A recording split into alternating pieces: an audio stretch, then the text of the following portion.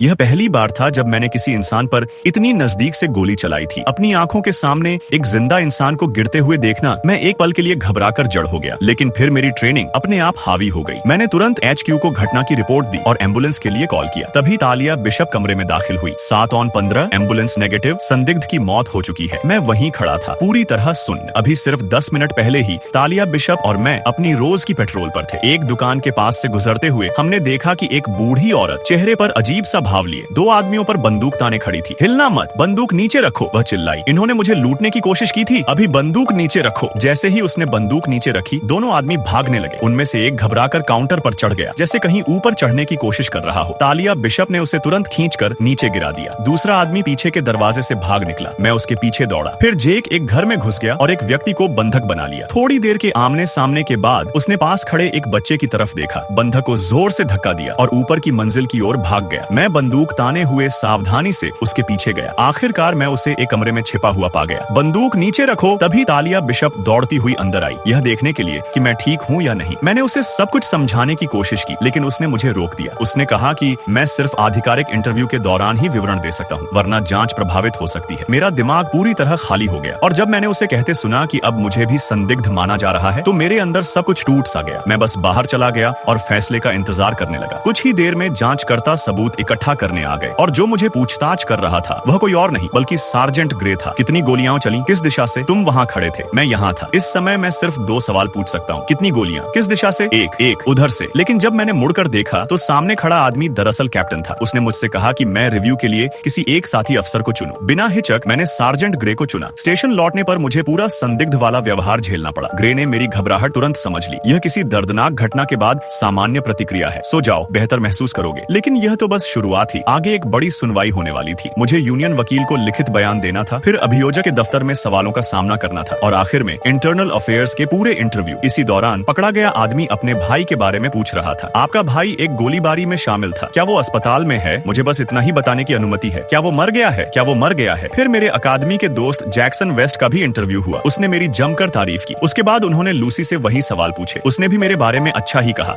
लेकिन जब उनसे पूछा गया कि क्या उसने हाल ही में कोई दर्दनाक ब्रेकअप झेला है, तो वह हिचक गई, क्योंकि हमारा रिश्ता अभी अभी खत्म हुआ था। फिर भी उसने नहीं कहा। पूछताछ के बाद चीफ ने मुझे फिर याद दिलाया कि मैं शहर न छोड़ूं, हर समय उपलब्ध रहूं और किसी भी सहकर्मी से बात न करूं, क्योंकि उन्हें गवाह के तौर पर बुलाया जा सकता है। लूसी ठीक मेरे पीछे खड़ी थी। देखो, मैं तुम्हें सालों से जानती हूँ, अगर तुम्हें किसी चीज की जरूरत हो, चलने के लिए तैयार। इसके बाद ग्रे मुझे घर छोड़ गया, लेकिन जैसे ही वह गया, 2 रहस्यमय आदमी मेरे दरवाजे पर आ खड़े हुए और उनके साथ ही खतरा भी आ पहुंचा।